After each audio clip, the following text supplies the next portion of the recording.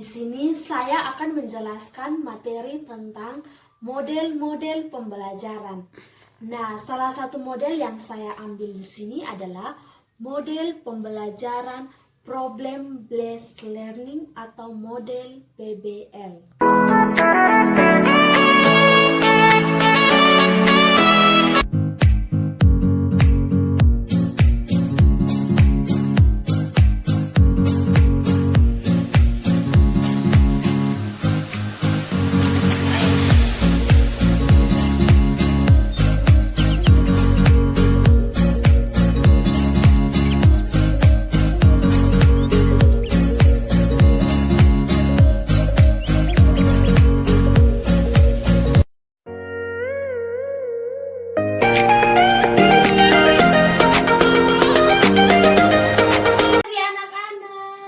Selamat pagi, Bu. Apa kabar? Baik. Semua sehat? Sehat. Oke, tadi semua datang, semua makan kok belum? Sudah. Makan apa, Sob? Makan bubur, Ibu. Ya, pintar.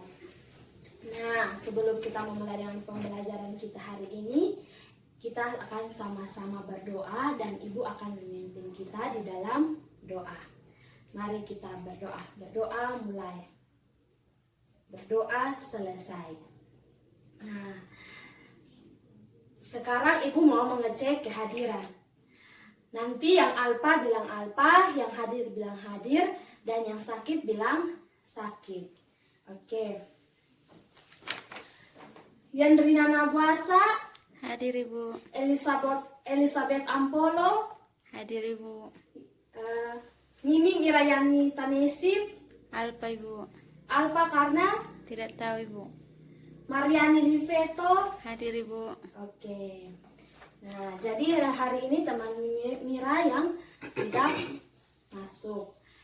Nah, sebelum memulai dengan pembelajaran kita hari ini, Ibu akan membacakan tema, subtema, dan tujuan pembelajaran kita hari ini. Nah, tema di sini yaitu tema 1 berbicara tentang organ gerak hewan dan manusia. Nah, subtema 1 organ gerak hewan. Dan pembelajaran 1 memuat 2 mata pelajaran, yaitu mata pelajaran bahasa Indonesia dan mata pelajaran IPA.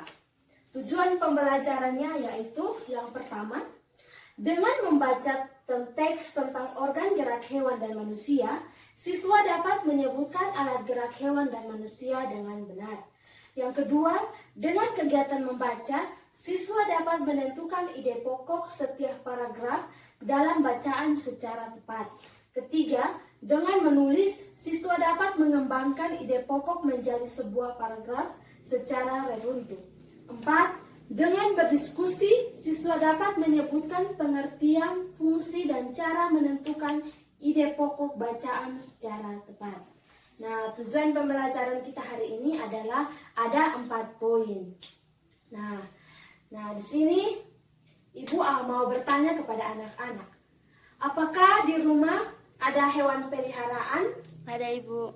Hewan-hewan apa saja yang ada di rumah anak-anak? Ada ayam, ada anjing, babi, kambing, kucing, dan lain sebagainya. Oke. Nah, hewan-hewan itu dapat bergerak atau tidak? Dapat bergerak. Cara bergerak mereka itu seperti apa? Berlari, berjalan, melompat, dan memanjat. Itu adalah ciri-ciri dari hewan yang memiliki alat gerak secara aktif. Nah, hewan dapat bergerak itu dari satu tempat ke tempat yang lain. Apakah manusia juga bergerak atau tidak? Bergerak. Cara bergerak manusia seperti apa? Berjalan, berlari, melompat, dan lain sebagainya. Nah, di sini Ibu mempunyai satu lagu tentang hewan, dan anak-anak bisa dengar ini lagu.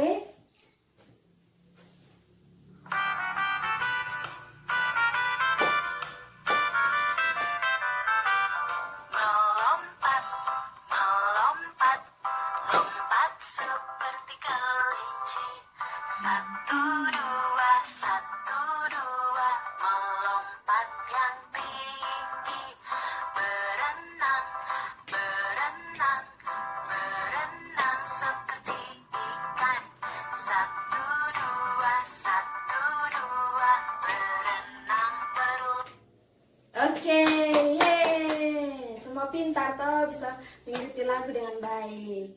Nah, sebelum memulai pelajaran, Ibu punya satu cerita. Cerita di sini berbicara tentang alat gerak hewan dan manusia. Nah, ini ada percakapan seorang anak dan seorang ayah. Nah, berbicara tentang kelinci. Kelinci itu dia memiliki bulu yang tebal, memiliki alat gerak yang lincah, dan bisa melompat dari satu tempat ke tempat yang lain. Nah, sama halnya juga dengan organ-organ gerak lain pada makhluk hidup yang lain seperti kambing, kucing, anjing, dan lain sebagainya. Nah, dari percakapan di sini, Ibu mempunyai satu cerita. Apakah anak-anak suka bercerita?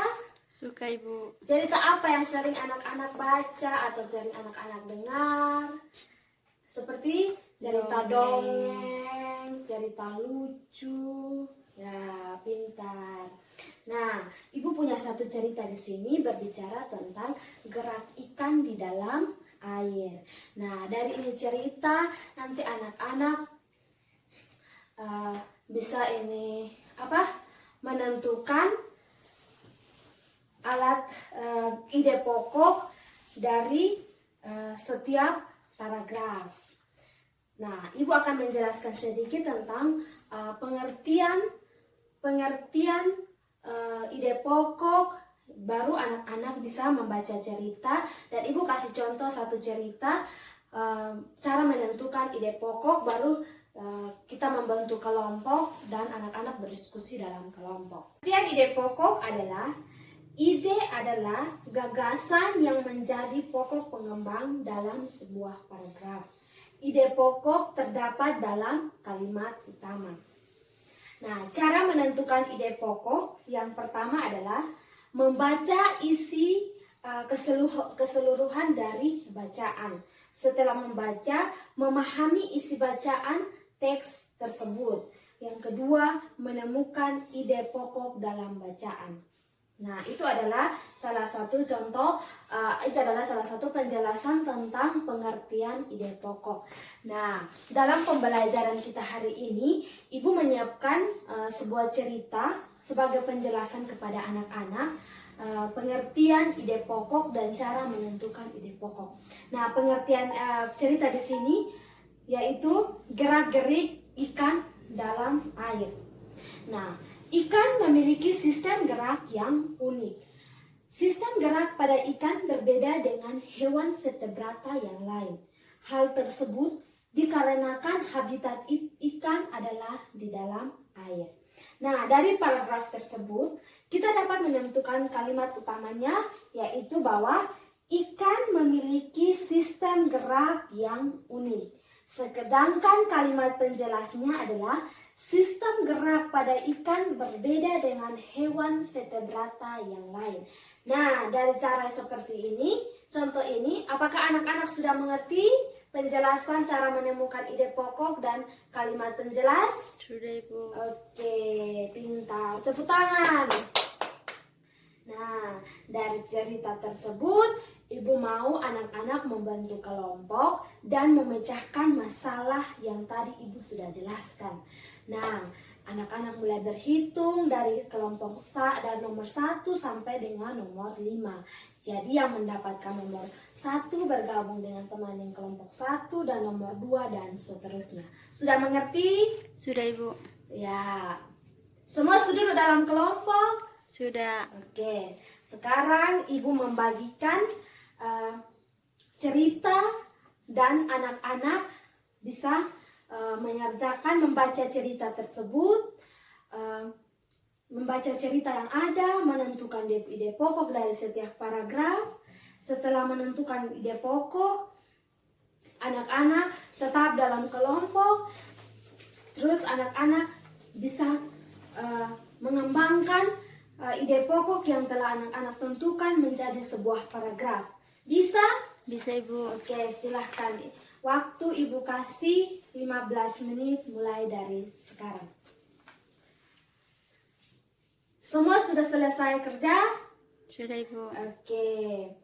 Nah, sudah bisa menentukan ide pokok? Sudah toh? Sudah, Ibu. Nah, ide pokok dalam cerita tersebut ada 5. Nah, saya 5 dari anak-anak sudah bisa menjelaskan dengan baik. Nah, anak-anak juga sudah mengembangkan cerita tersebut ke dalam suatu paragraf. Sudah. Oke, semua pintar. Tepuk tangan. Jadi, pembelajaran kita hari ini cukup sampai di sini. Dan sebelum mengakhiri pembelajaran, Ibu akan memberikan kesimpulan mengenai materi kita hari ini.